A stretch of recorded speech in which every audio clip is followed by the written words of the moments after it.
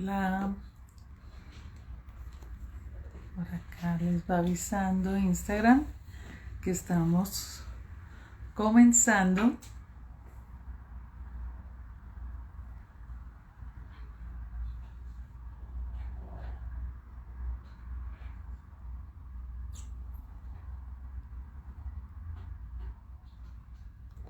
A ver, por acá está avisando. Hola, bienvenidos, bienvenidas.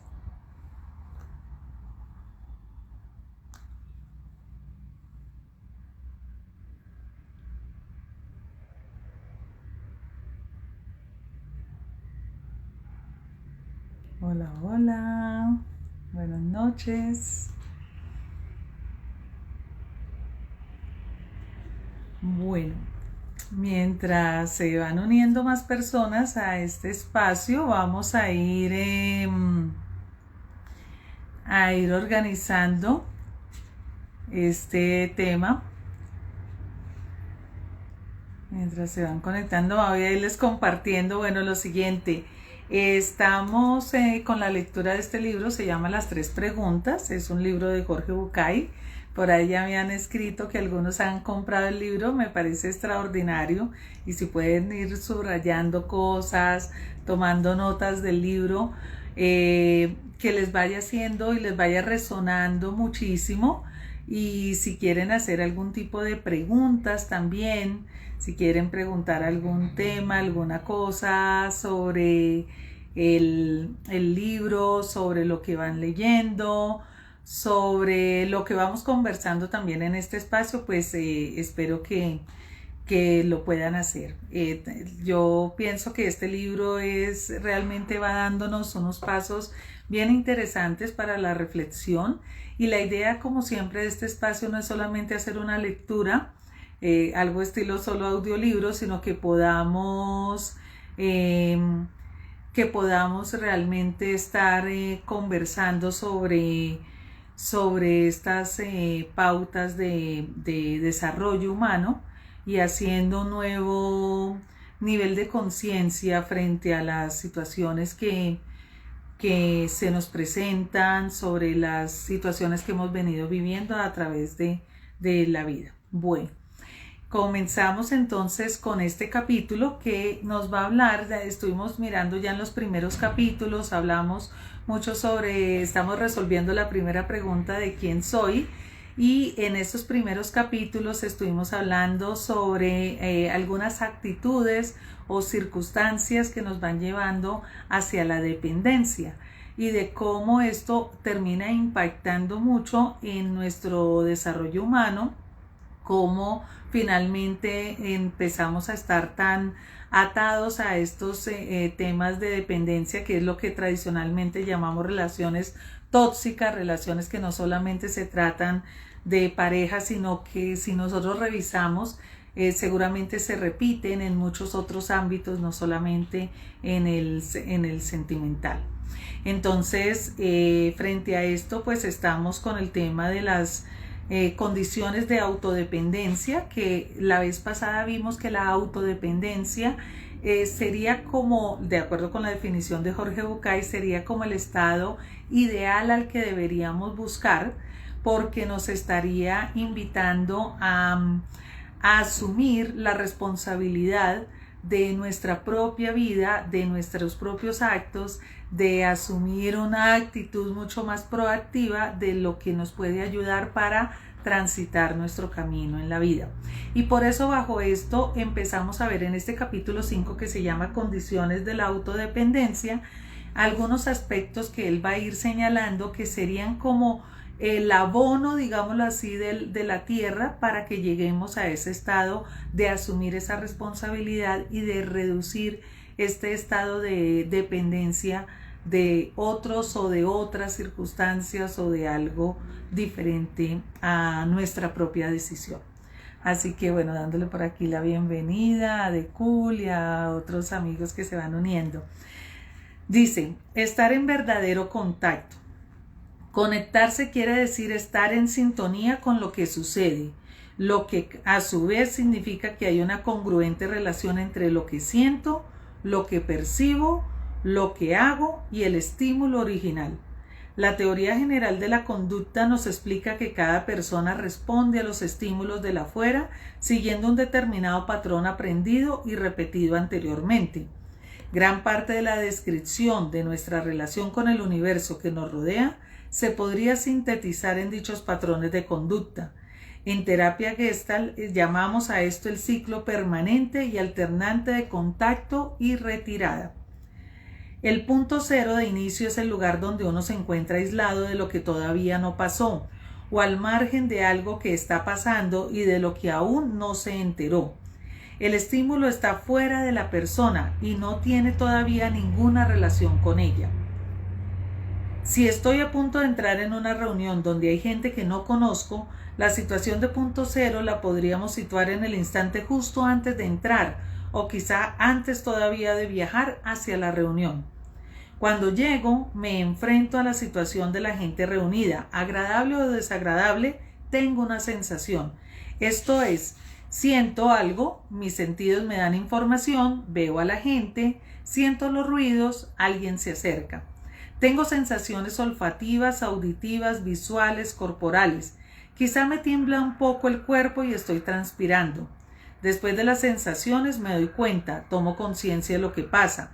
Analizando mi percepción, deduzco que la reunión es de etiqueta, que hay muchísima gente y me digo, me miran.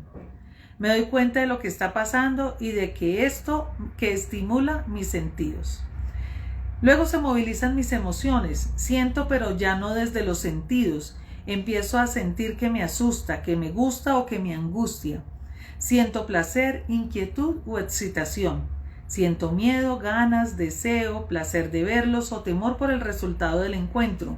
Las emociones bullen dentro de mí, me alertan, me preparan, me estimulan.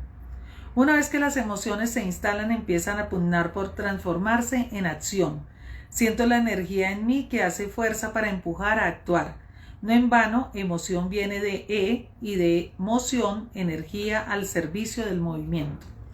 Me asusto y me voy o me quedo y empiezo a hablar.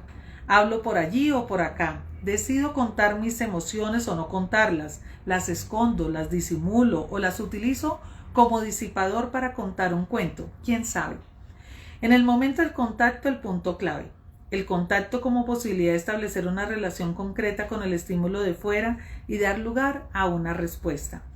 Contacto es no solo tengo sensaciones, me doy cuenta, me movilizo y actúo, sino que además vivo, me comprometo con la situación en la que estoy inmerso, estoy en sintonía.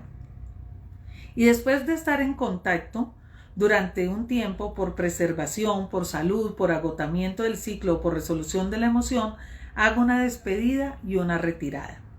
Me alejo para quedarme conmigo. Es el momento de la retirada que me vuelve, por supuesto, al inicio para volver a empezar. Pensemos un ejemplo clásico, el del pintor con su cuadro. El pintor se para frente a la tela que aún no ha empezado a pintar y tiene la sensación de desafío que le proporciona la blancura del lienzo. Se da cuenta del vacío que tiene enfrente y se vuelve aún más consciente de que hay algo para hacer con lo que está ante sus ojos.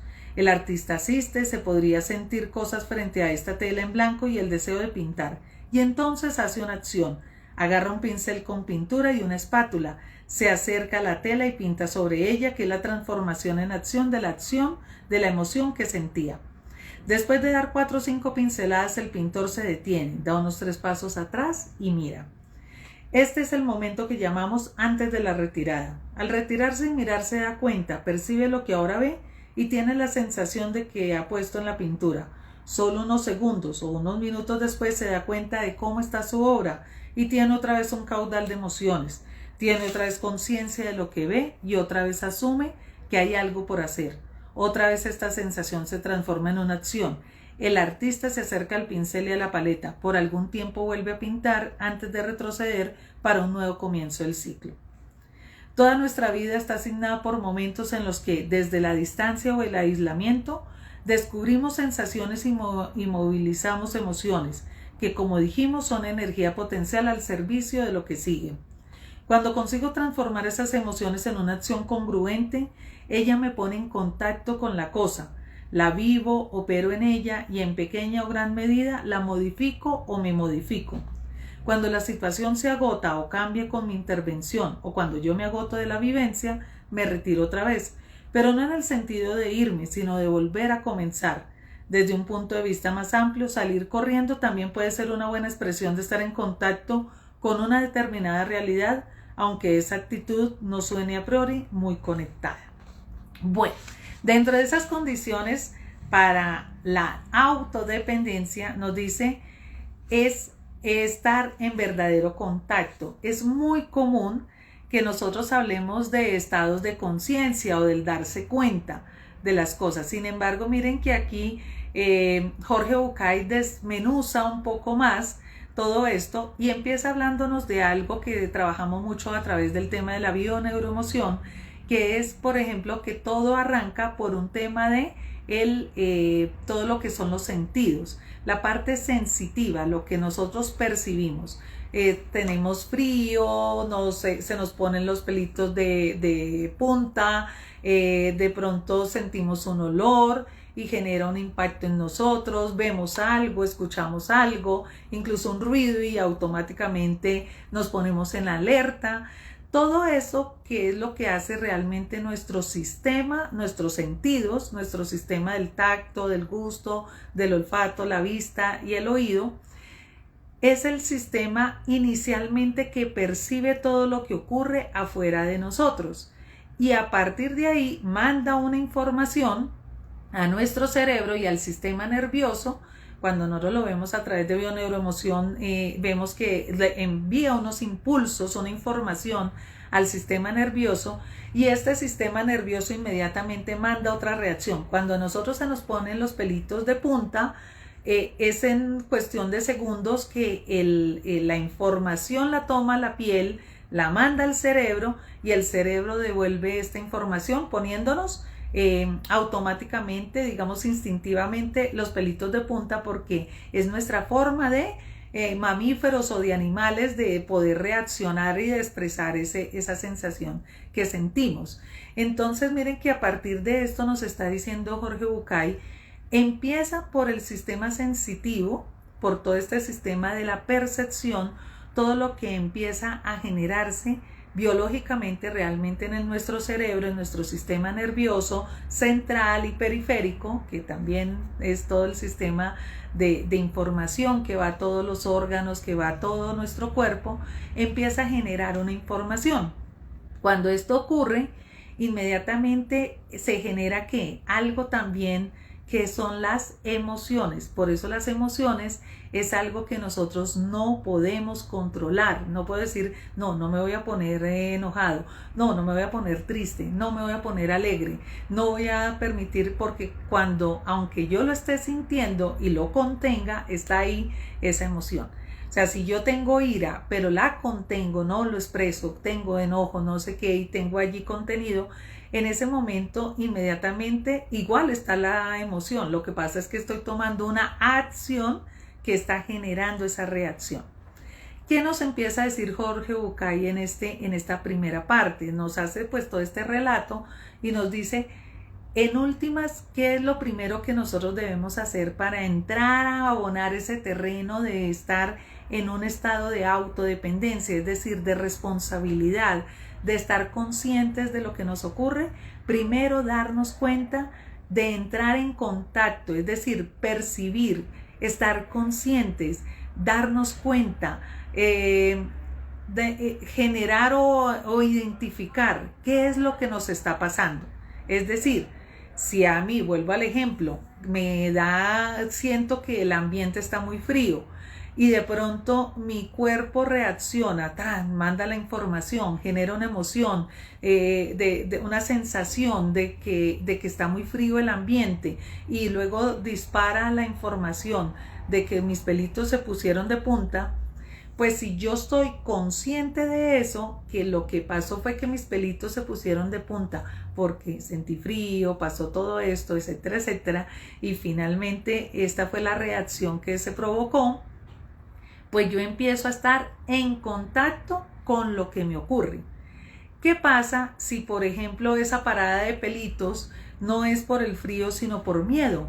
Y resulta que yo estoy en un ambiente en donde me siento que hay algo que como que no cuadra mucho conmigo, como que hay algo que me siento temerosa, y resulta que se paran los pelitos, pero yo no reconozco esa sensación, sino que sencillamente actúo de pronto de forma reactiva, de forma a la defensiva, en lugar de decir, es que yo estoy percibiendo que en este espacio me está conectando con temor, quizás porque está oscuro, quizás porque hay personas que me están mirando, como en el ejemplo que le estaba diciendo, quizás llegué a esta fiesta y la gente está como hablando y murmurando y yo creo que están hablando de mí, que están cuestionando algo que traigo, que tengo, y de pronto mi cuerpo reacciona, mis emociones empiezan a estar, pero lo importante aquí es que darme cuenta de lo que está pasando.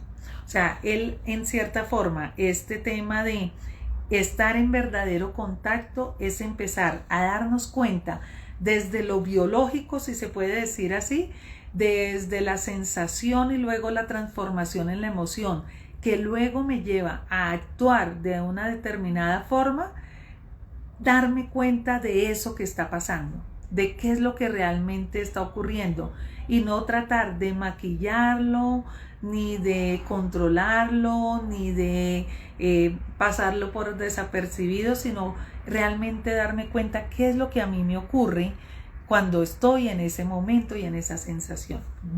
Entonces, ese es el primer punto que él nos señala para hablarnos de esto. Dice que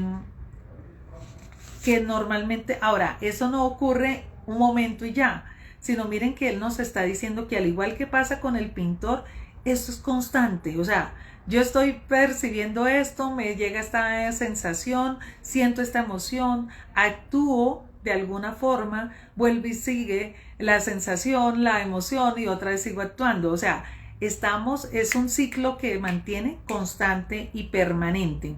Entonces, dice aquí, la teoría general de la conducta nos explica que cada persona responde a esos estímulos de la afuera siguiendo un determinado patrón aprendido y repetido anteriormente. Gran parte de la descripción de nuestra relación con el universo que nos rodea se puede describir a través de dichos patrones. Entonces, voy a adelantarme un poquito más a esta explicación porque aquí Jorge Bucay no la desarrolla mucho.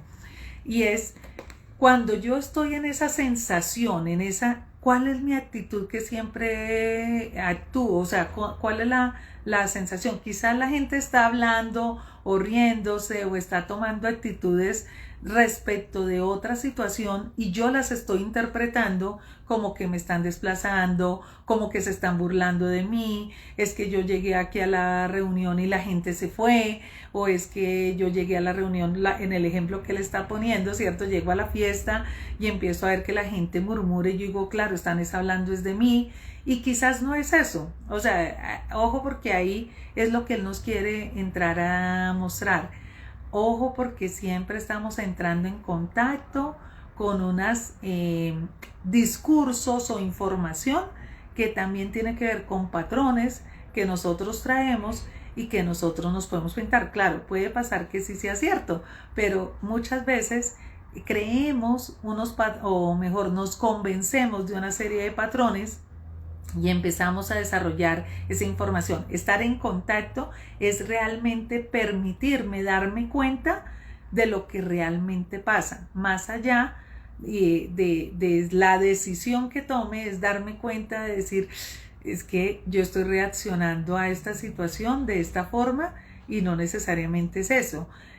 A mí siempre que estoy en esta situación de que alguien se secretea y estoy yo ahí, creo que es de mí y creo que se están burlando de mí, creo que a mí siempre me hacen aparte o es que a mí siempre me incluyen en todo y mentiras que no siempre me están incluyendo en todo. Entonces es cuál es la información que tú te estás dando respecto de eso que está ocurriendo, que tú estás percibiendo, que está generando una emoción y que estás tomando una acción frente a esa situación. Y todo el tiempo está pasando. Luego nos habla Jorge Bucay de otro elemento que dice el amor por uno mismo. Alguna vez la curiosidad y el interés por mis aspectos más místicos me llevaron a estudiar un poco de interpretación de la Biblia, especialmente el Antiguo Testamento. Nuestro maestro, un rabino genial, nos sorprendía una y otra vez con datos, interpretaciones y enseñanzas contenidas en el libro sagrado que, como él siempre decía, tiene su sabiduría encerrada en cada letra y cada palabra del texto, especialmente en las frases que parecen contradecir algo establecido en otro lugar, algo ya dicho en otro capítulo. Una de esas ilustrativas contradicciones viene a mi memoria ahora mismo. Solo se conoce verdaderamente aquello que se ama, dice el Antiguo Testamento en el Génesis, la primera frase. Solo se puede amar verdaderamente aquello que se conoce, asegura una frase mucho después. ¿Cuál es la acertada y cuál es la que se equivoca?, nos preguntaba el maestro. Y luego él mismo contestaba: no hay contradicción, ambas son correctas, porque amar verdaderamente y conocer son parte de un mismo proceso. Hoy recuerdo su enseñanza y confirmo que desde la psicología, como yo la entiendo, para poder saber quién es uno, resulta necesario el propio amor, como lo llamaba Rousseau, y que para sentir el mejor amor por uno mismo es imprescindible conocerse totalmente. Este saludable egoísmo, como a mí me gusta brutalmente llamarlo, incluye mi capacidad de quererme, mi autoestima, mi sensación de saberme valioso y el orgullo de ser quien soy. Desde la publicación de mi libro de la autoestima al egoísmo, la gente siempre me pregunta: ¿pero por qué lo llamas egoísmo? A mí no me deja aceptarlo con tranquilidad. ¿No podrías llamarlo de otra forma? Lo llamo así porque me parece que los eufemismos siempre sugieren una distorsión de los conceptos, o por lo menos un menosprecio de su importancia. Lo llamo así aunque solo sea para no caer en la tentación de evitar usar una palabra solo porque tiene mala fama. El mundo está demasiado confundido con este tema como para seguir temiendo a las palabras. Dice el Talmud: si no pienso en mí, ¿quién lo hará? Eso es egoísmo puro y duro, aunque nos cueste llamarlo así y aunque después se apresure a agregar: pero si pienso solo en mí, ¿quién soy? Con seguridad a todos nos vendría bien querernos un poco más o tratarnos un poco mejor, valorarnos más, respetarnos más, ocuparnos mejor de nosotros mismos. Cuando analizamos en profundidad las raíces neuróticas de la identidad social, encontramos que cuando a un individuo se le prohíbe por decreto ser egoísta para encontrar un lugar donde quererse, cuidarse y atenderse, no tiene más remedio que volverse mezquino, ruin, codicioso, competitivo y retorcido. Muchas personas se han vuelto despreciables porque se les hizo creer que por fuerza debían elegir entre ellos mismos y los demás, a la vez que se les condicionaba para pensar que si se escogían a sí mismos, lo hacían en contra de lo que moralmente estaba bien, excepto en tiempos de guerra. El resultado es previsible. Los individuos desarrollan estructuras obedientes y sumisas o se plantean cada situación vital como una batalla a muerte para justificar su decisión de defender sus intereses. Como es obvio, no comulgo con estas opciones. Creo que hasta el individuo nos descubre su mejor y más sano egoísmo. Creo que hasta que el individuo no descubre su mejor y más sano egoísmo, no deja salir lo mejor de sí mismo. Hasta que no se da cuenta de que él es el centro de su existencia, seguirá girando alrededor de cosas externas, vivirá descentrado. Este egoísmo no excluye la necesidad o el deseo de compartir con otros, sino que por el contrario lo jerarquiza y revalora. Por supuesto que algunos aspectos de nuestro mundo no se disfrutan adecuadamente si no son compartidos. Tú y yo podemos charlar, ponernos de acuerdo y también estar en desacuerdo. Podemos tener espacios en el mundo común a ambos y disfrutarlos en mutua compañía. Sin embargo, si alguna vez decides irte, te irás con tu mundo y yo para bien y para mal. Me quedaré con el mío. Si yo renuncio a ser el centro de mi mundo, algo o alguien va a ocupar ese espacio. Si con la excusa de mi amor o de tu importancia en mi vida decido girar alrededor de ti, empiezo a estar pendiente de todo lo que digas y hagas. Vivo en función de lo que me permitas, dependo de lo que me des, aprendo de lo que me enseñes, veo solamente lo que me muestres y prescindo como si no existiera de lo que me ocultes. En lo personal, lo mismo o casi me pasa cuando me doy cuenta de que soy para el otro el centro de su mundo. me agobio, me canso, me pudro, empiezo a asfixiarme y quiero escapar. Bueno, entonces nos habla del amor propio. Miren que Jorge Bucay utiliza una palabra y es el tema del egoísmo. Yo sé que a nosotros, y creo que más que todo por un tema de formación moral y religiosa, nos enseñaron que el egoísmo era malo y siempre nos lo inculcaron quizás desde niños, este tema del egoísmo como algo inadecuado y que debíamos incluso en muchas ocasiones darle prioridad a los demás frente a nosotros mismos. Para mí es muy importante este ejemplo que él nos está señalando aquí, de que a mí también, no crean, me genera un poco de raya ese concepto de egoísmo, de hablar de egoísmo, pero me gusta más por eso siempre hablar del amor propio, del amor a uno mismo, de la autorreferencia, de la autovaloración, de la autoestima, del valor propio, de estar centrados. Cualquiera de estos sinónimos también podemos utilizarlos. A mí, como les digo, me hace raye utilizar la palabra egoísmo porque conceptualmente es olvidarme de los otros y solamente pensar en mí. A mí me gusta mucho más la palabra del amor propio, el amor y estos conceptos que les acabé de citar.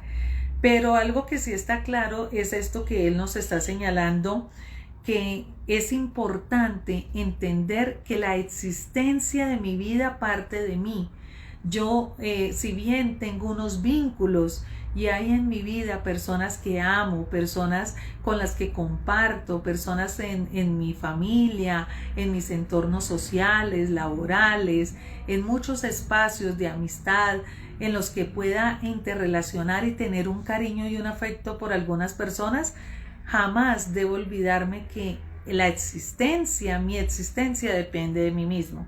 Y quiero traer aquí un ejemplo que nos enseñan mucho cuando uno hace entrenamiento para ser brigadista, para atender emergencias. Uno de los conceptos que a uno le enseñan es que cuando tú vas a atender a alguien en un estado de emergencia, lo primero que debes revisar es si tu integridad no va a estar siendo afectada. ¿Por qué?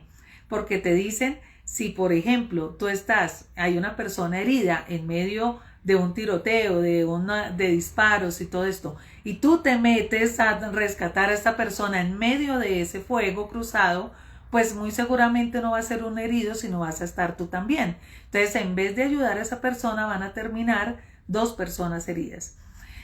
Cuando uno está en medio de todos estos entrenamientos, te enseñan muchísimo eso, que tú debes siempre servir y estar atento al servicio, pero lo primero que debes revisar es garantizar tu seguridad y la seguridad incluso de las personas que van contigo dentro del equipo de emergencia, porque de lo contrario terminan siendo muchos más los que van a terminar siendo heridos. Entonces ahí es donde yo creo que entra muy claro ese tema del amor propio. Sé que a muchos nos venden, y incluso el cine, las historias que nos cuentan en muchos espacios, nos venden mucho el ideal del héroe, pero recuerden que en los superhéroes, normalmente en los Avengers, en los de la Liga de la Justicia, la Mujer Maravilla, Superman, ellos tienen superpoderes, no son personas normales. Eso es algo también importante de tener en consideración, que muchas veces estos héroes tienen superpoderes, mientras que nosotros estamos en las mismas condiciones que quizás las personas que están en este estado de vulnerabilidad o que están en un estado de emergencia.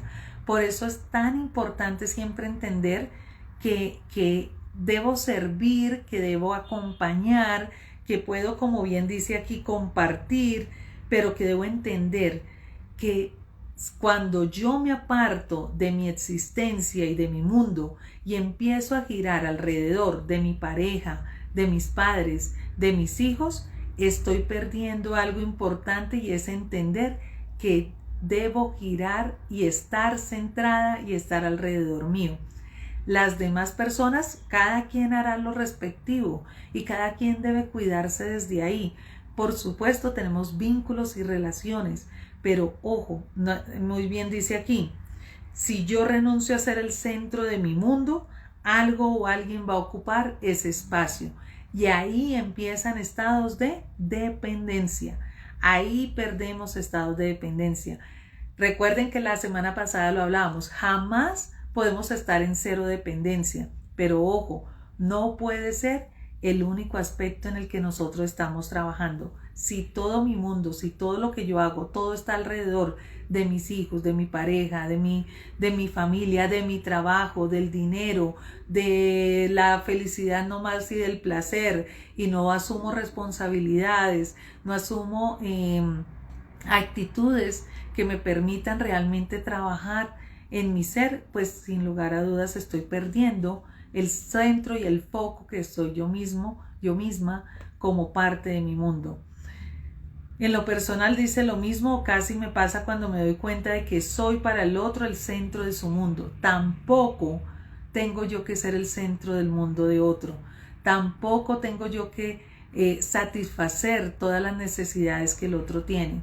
Tampoco tengo yo que ser la persona que me esté el otro diciendo es que no soy feliz porque tú no me haces feliz, es que no puedo estar bien porque tú no estás aquí conmigo, es que no puedo hacer tal cosa, me falta el aire si tú no estás aquí. Todas esas frases que nos parecen tan románticas y a mí me encantan las comedias románticas, me encantan las historias románticas, pero entiendo que hacen parte de la televisión y del cine, pero no de la vida real. Nosotros debemos aprender a que nuestro mundo no está afuera, ni nosotros tenemos que ser el mundo de otra persona. Tenemos que aprender cada uno desde nuestro mundo, desde nuestro propio centro, desde nuestro propio mundo, a interactuar con el mundo del otro, que es diferente a esta dependencia que normalmente nos lleva a las relaciones tóxicas. Bueno, nos dice también aquí, ahora viene la otra parte, dice amor propio y amor a otros.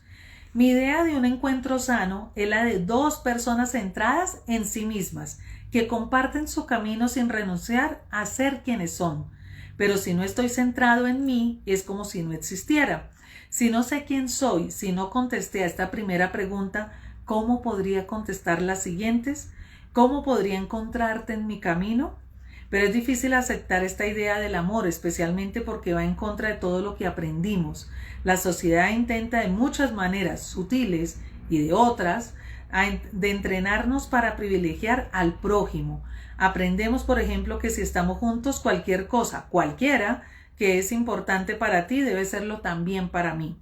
Cada vez que digo que estamos caminando en la dirección equivocada y explico que debemos aceptar que somos el centro de nuestra existencia o que la mirada de uno mismo es más importante que la mirada de los otros, alguien salta indignado. Ese es un pensamiento egocéntrico. Cuando llego a escuchar la pregunta y me dan tiempo, respondo, sí, claro, es egocéntrico. Y además sería saludable que lo seas. Lo malo no es centrarte en ti mismo. Lo insano es querer ser el centro de la vida de otro. Indefectiblemente para aprender esta idea del encuentro hay que tener el coraje de ser los protagonistas de nuestra vida, porque si se cede el protagonismo no hay película. Tú puedes ser muy importante en mi vida, puedo quererte mucho y estar dispuesto a ceder un poco, porque además de quererte a mí, porque además de quererme a mí, te quiero a ti. Pero no quiero que me obligues a elegir entre los dos. Me hace reír el reclamo que tantas veces he escuchado en medio de una discusión negociadora. Pero tú quieres que todo sea como a ti te conviene. Me causa gracia. Por supuesto que me gustaría que se haga lo que más me conviene a mí. Lo que sucede es que presumo que lo mismo te pasa a ti. ¿Por qué otra razón estaría negociando contigo? No haría falta discutir si no me prefiriera a mí antes que a ti. Simplemente haríamos lo que tú quieres.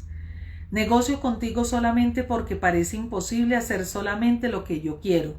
Si te diera lo mismo hacerlo de una forma o de otra, y si pudiéramos hacerlo a mi modo y sin dañar a otros, ¿por qué no podemos hacerlo como a mí me gusta? No se nace sabiendo disfrutar el hecho de compartir. Tampoco es obligatorio, pero se puede aprender. Salvo que nos haya acompañado desde muy niños, por decisión de nuestros padres o de educadores, al principio, la música clásica, nos parece un poco chirriante y hasta difícil de tolerar. Con el tiempo, por casualidad o de la mano de alguien, uno descubre, por ejemplo, a Tchaikovsky y empieza a disfrutar de su maravillosa música. Después de escuchar varias veces El lago de los cisnes y la suite de Cascanueces, uno se atreve con Coppelia o Giselle. No es largo el paso desde disfrutar del ballet hasta encontrar el placer del barroco, y mucho menos desde allí a la música sinfónica. Uno va educando su oído y no pierde el gusto por lo anterior, porque está aprendiendo. Y va creciendo hasta quizá escuchar y disfrutar de los más sofisticados conciertos o de la ópera. Del mismo modo, cuando no hemos sido entrenados para mirar pintura, vemos un cuadro famoso y no entendemos. Pero igual que sucede con la música, se aprende a mirar una pintura y se aprende a disfrutar de ella. La moral también se aprende. Nadie puede hacer que me guste Goya, nadie puede obligarme a que me guste Picasso, pero si aprendo, si crezco, si educo mi buen gusto, va a crecer la posibilidad de que me gusten esas cosas. Voy a encontrar aquello que realmente está allí para poder extraerlo y disfrutarlo. Apuesto con todo mi corazón por nosotros, pero si vas a forzarme a elegir entre tú y yo. Como ya dijimos, no debería confundirse la expresión de este sano egoísmo con la conducta de los miserables, los codiciosos o los avaros, que son otra cosa. No hace falta ser un mal tipo para ser egoísta, ni viceversa. Del mismo modo que no hace falta ser una mujer jorobada para ser una bruja, ni viceversa. Aunque nuestro aprendizaje nos lo haga parecer como incompatible, se puede ser egoísta y tener muchas ganas de compartir.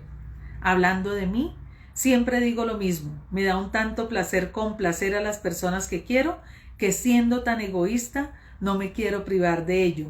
Llamo a esto el egoísmo solidario. No quiero privarme de alegrar la vida, aligerar el camino o llenar de sonrisa la cara de mis amigos.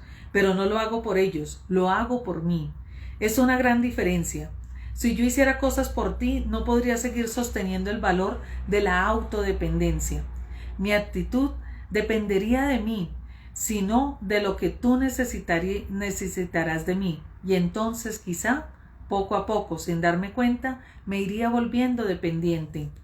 Esta dependencia empieza cuando dejo de hacer algo porque creo que no te gustaría que lo haga, o hago cosas porque sé que es lo que esperas de mí.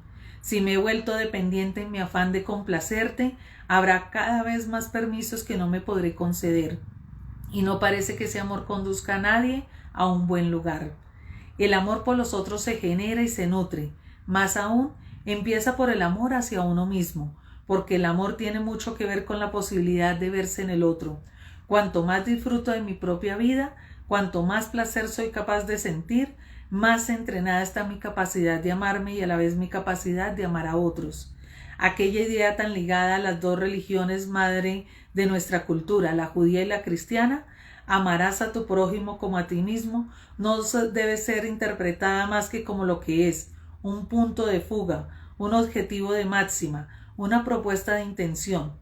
Y a pesar de eso no dice, amarás a tu prójimo más que a ti mismo, dice, amarás como a ti mismo. Dice que esto es lo máximo que uno podría pretender de su amor al prójimo y se sugiere que de esa actitud llegará la recompensa. Bueno, antes de seguir con un cuento aquí que nos plantea Jorge Bucay, quiero ir retomando esto. Miren que él nos está señalando muy claro varios aspectos que quiero que vayamos teniendo muy en cuenta. Ya hablamos del amor propio, pero nos dice el amor propio y el amor a los otros. También tengo que tener amor por los otros. A mí me encantan las tradiciones de Oriente, por ejemplo en el budismo, en el hinduismo. Todas estas tradiciones nos hablan de dos elementos, el amor propio y el amor a los otros, de la compasión.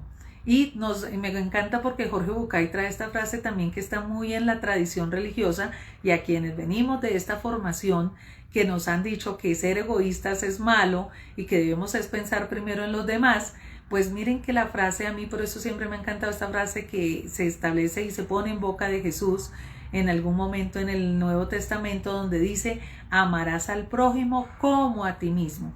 ¿Qué pasa si yo no me amo? Pues no puedo amar bien a los demás, porque como estamos diciendo, si yo estoy enfocada solamente en los demás, olvidándome de mí, estoy amando mal, porque estoy amando desde un estado de dependencia. Pero si yo me amo bien y a través de ese amarme bien, entrego lo mejor de mí hacia los demás, ahí estoy haciendo lo adecuado, porque estoy amando adecuadamente, me amo y amo a los demás en la misma medida y como yo me amo. Pero Jorge Bucay nos trae otros elementos en este diálogo y en esta filigrana. Miren que él dice, hay que aprender a hacerlo, porque a veces hay cosas que nosotros decimos, no, pero es que a nosotros igual no lo enseñaron, lo aprendimos de nuestros padres, de las escuelas, de la formación de la catequesis, de la sociedad en la que nos educaron, aprendimos esa forma de amar y hoy quizás a muchos nos toca desaprender para volver a aprender y eso se puede hacer, siempre se puede entrenar. Siempre se puede entrenar. La semana pasada que estaba dictando una charla, había una persona que decía, no, yo ya no quiero cambiar. Yo le decía, siempre puedes cambiar. Revisa cuánto dolor te causa no querer cambiar. Cuánto dolor te causa el querer mantenerte en esa creencia que quizás formaste porque por no querer dar el brazo a torcer, por no sentirnos vulnerables, por no reconocer que eso también nos duele o porque quizás hemos sido tan heridos que creemos que montándonos en esa coraza vamos a estar bien, pues sin lugar a dudas no es así. Es el momento de entrar a desaprender. ¿Cuándo? El momento en que esta información nos está llegando a cada quien. Quizás algunos más jóvenes, quizás algunos con otro recorrido más grande en la vida y yo digo, ojalá muchas más personas más pronto se den cuenta de esta información tan importante. Y en este caso estamos hablando de aprender a amarnos a nosotros mismos para poder amar bien a los otros. Y dice aquí, dice, si cuando yo entiendo que yo me amo y que mi vida es egocéntrica porque primero gira alrededor de mi propia existencia y que alguien está queriendo manipularme, alguien está queriendo conllevarme a olvidar de algo que es lo que me lleva a mí, a mi amor, a mi propia relación conmigo misma y quiere manipularme para que yo actúe como esa persona quiere, inmediatamente debo tener la capacidad de darme cuenta y decir no, elijo primero por mí. Porque alguien que quiere que yo actúe solamente como él quiere, solo por su gusto, solo porque le demuestre que le amo, solo porque quiere manipularme, solo porque quiere tener poder sobre mí, en ese momento inmediatamente tengo que aprender a entender que la elección es primero de mí. Por eso aquí nos dice, él apuesto con todo mi corazón por nosotros. Cuando estamos en una relación, por ejemplo, de amor, de noviazgo, de relación de pareja, que encontramos a esa otra persona, hay que apostar por el amor, siempre hay que apostar por el amor. Pero en esa apuesta por el amor, si voy a forzarme a elegir lo que la otra persona siempre quiera, automáticamente tengo que pensar si es lo que me conviene o no. Miren que aquí nos dice Jorge Bucay muy claramente, hay que aprender a darnos cuenta de ello y siempre elegir por mí. O sea, ¿qué es lo que me conviene? ¿Qué es lo que me hace bien? Si esa otra persona solo quiere manipulación o tener poder sobre mí, control, pues no es lo mejor ni lo más adecuado. Claro, habrá momentos en que negocie. Miren que él dice, también hay momentos en que yo tengo que negociar porque tú quieres algo que a ti te hace bien y tú quieres algo que a mí me hace bien. Ojo que no estoy hablando de la persona berrinchosa ni la persona caprichosa que está en una postura de manipulación, sino que quizás esa persona dice, no, a mí lo que me gusta es esto, y yo digo, ok, a mí lo que me gusta es esto, entonces vamos a negociar, vamos a ver qué negociamos, porque cada quien está mirando qué es lo que le gusta y entonces entramos a negociar. Y dice él, se aprende a amar, se aprende a negociar, se aprende a vivir. Y por ello también nos hace una gran diferenciación aquí también. Dice, el amor por los otros se genera y se nutre. Y cuando yo tengo a una persona que está aquí de esta parte, Aquí cuando empieza a aparecer dependencia nuevamente, dice, cuando dejo de hacer algo porque creo que no te gustaría que lo haga. Y aquí empiezan a ver unas banderas rojas que él señala, que miren que las tiene aquí en su libro muy generales, pero que yo quiero destacarlas aquí porque son banderas rojas muy comunes, más comunes de lo que quisiéramos.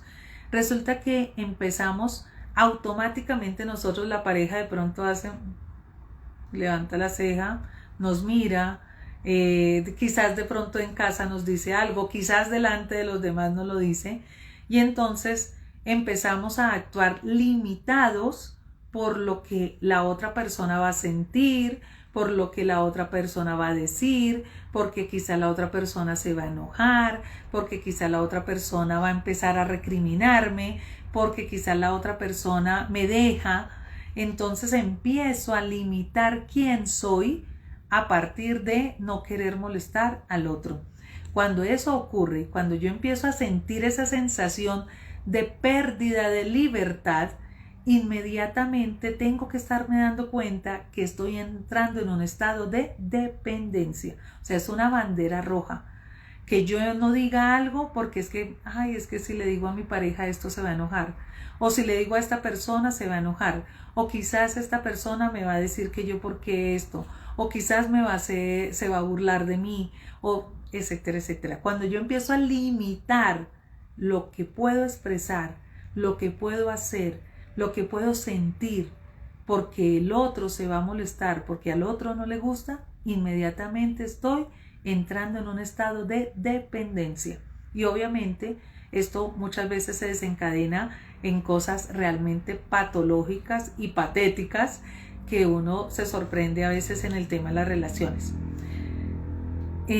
O actúo porque es lo que esperan de mí. Por ejemplo, en el caso de las relaciones sobre todo pasa mucho padres-hijos, hijos-padres.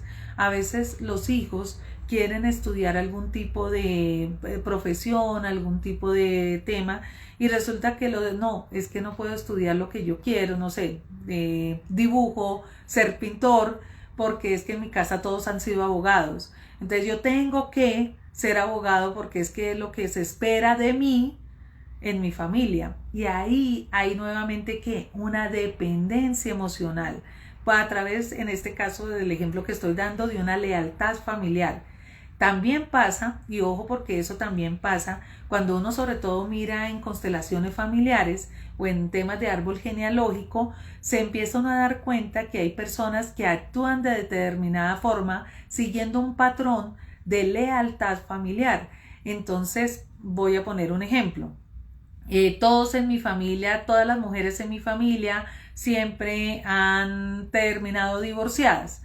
Entonces yo empiezo inconscientemente, no necesariamente conscientemente, empiezo a provocar patrones, comportamientos y actitudes que al final van a llevar a que yo me separe en mi relación.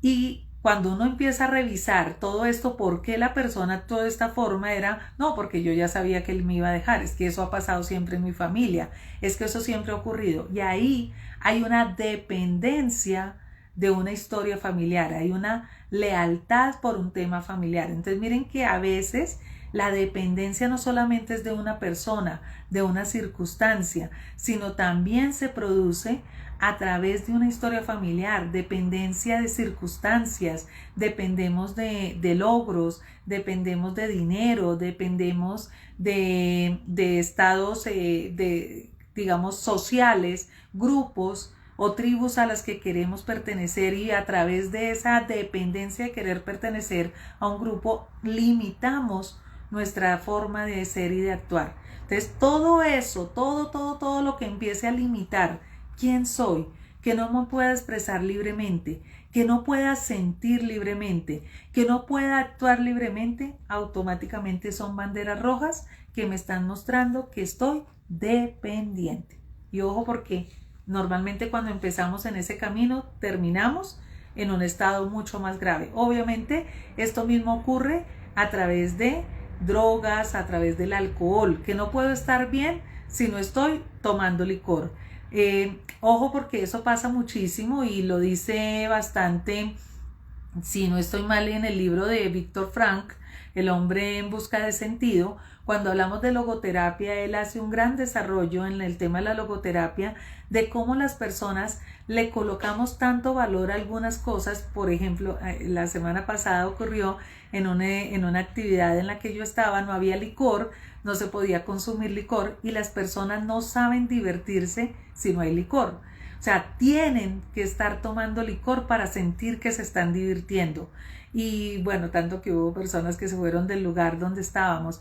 Pero miren que hay tanta dependencia, ¿no? Es que no puedo estar feliz si no me estoy tomando licor. No puedo bailar si no estoy con licor. No puedo hablar con la gente si no estoy bajo el efecto de licor o de drogas.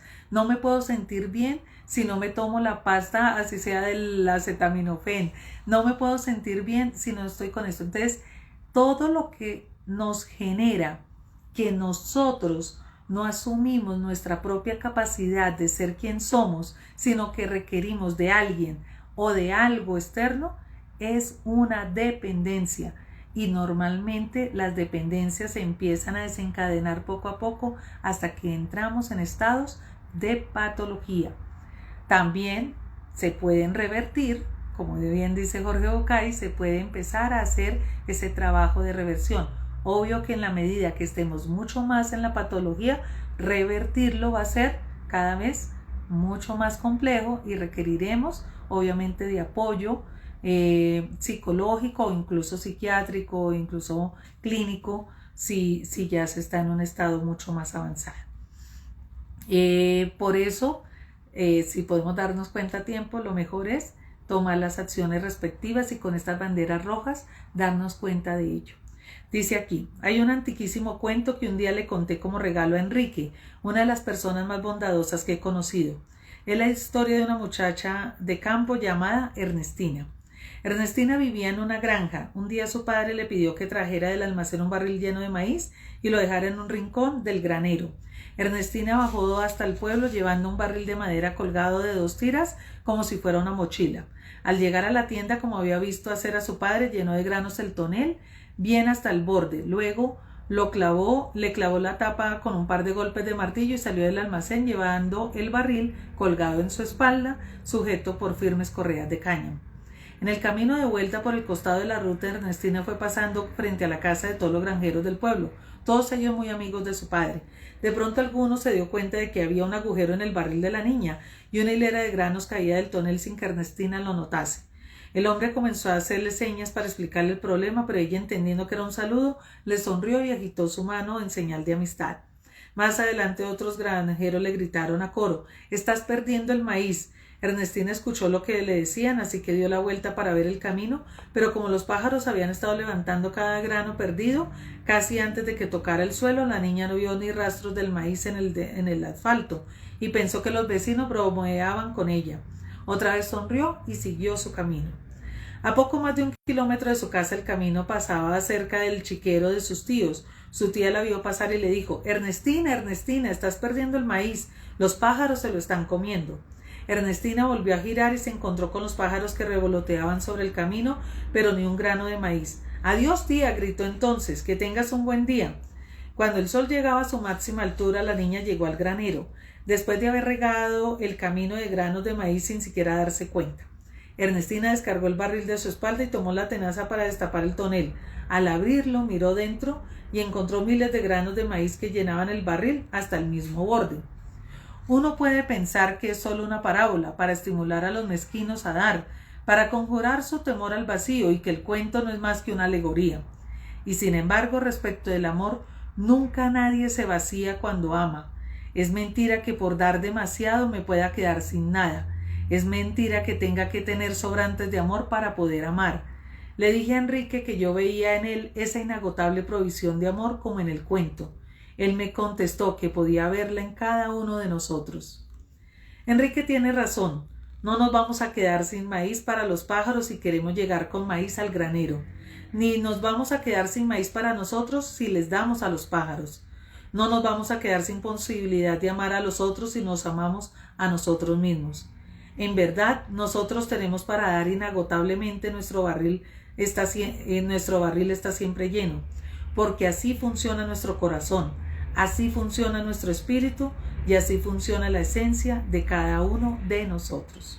Así que bueno, ahí Jorge Bucay cierra con este cuento, esta parte del amor propio y del amor a uno mismo, porque ese es otro temor que muchas personas también, o discurso que muchas personas a veces tienen y dicen que no pueden amar tanto porque terminaría gastándose su amor, o que tienen que amar solamente a algunas personas porque no pueden amar a tantas otras.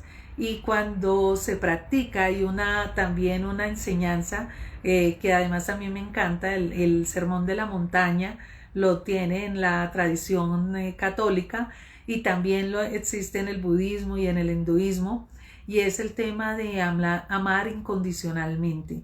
El amor incondicional, que ustedes seguramente muchos han visto que yo coloco mucho este corazoncito verde en las comunicaciones, en los chats de WhatsApp, en los chats de las comunicaciones que hago en mi día a día, utilizo mucho ese corazoncito verde. Eso significa ese corazón verde, el amor incondicional, el amor que no se agota, el amor que está siempre ahí, y que independientemente puede nuestro corazón amar a muchísimas personas. No hay que decir cuánto amo a este o al otro, si a este lo amo más que al otro, sino que el amor es sencillamente amor.